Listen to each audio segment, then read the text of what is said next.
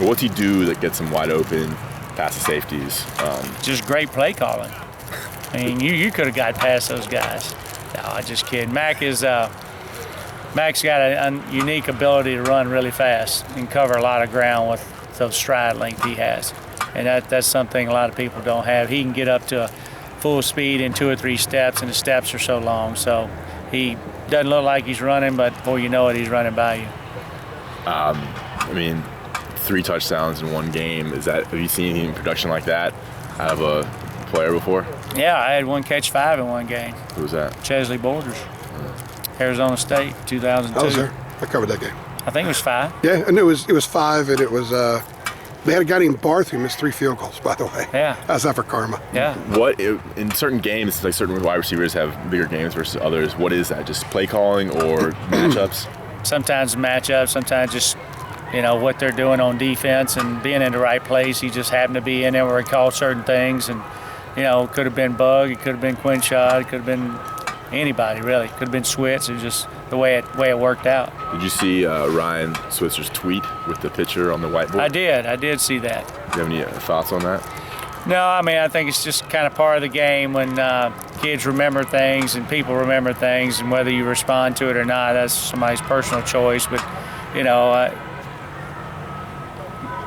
it's kind of funny at times, and it's not. It depends on which side of the fence you're on, obviously. But we try to teach our kids about social media and all the things. But if it was in gist and fun, then I'm okay with it, as long as nothing's personal. Did y'all use that as motivation as a staff throughout the week leading up to the game? No, not really. Our motivation is trying to win a Coastal and being state champs. So that's 2 of our goals. And by an ACC team and a team in the state, it's always caused us a lot of problems. And we had to be prepared and ready to play a 4-quarter game, and proud of the kids for coming out and taking care of business. I believe Darian Durant set the single-game passing record that night too, didn't he? I probably did. Darren's actually coming back for the Miami game. Okay. He's been hurt, Yeah.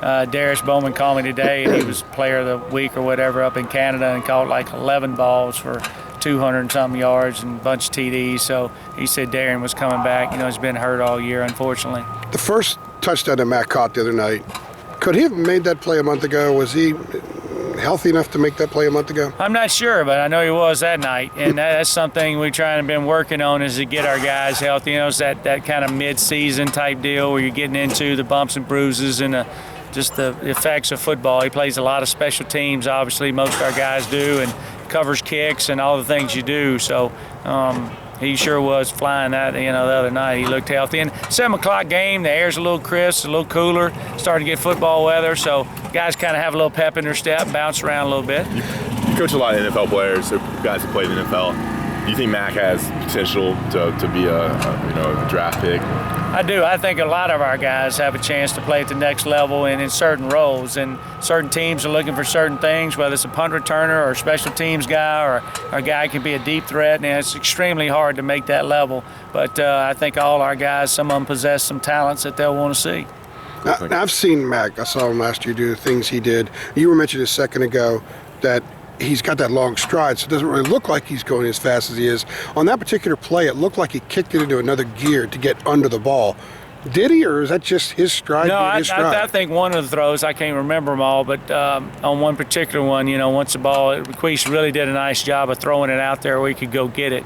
And that's hard to time up a guy that can run like that, because you got everybody a little different speeds. Switch takes a lot of steps and covers a lot of ground real quick, and Mac doesn't take very many steps and covers that same amount of ground.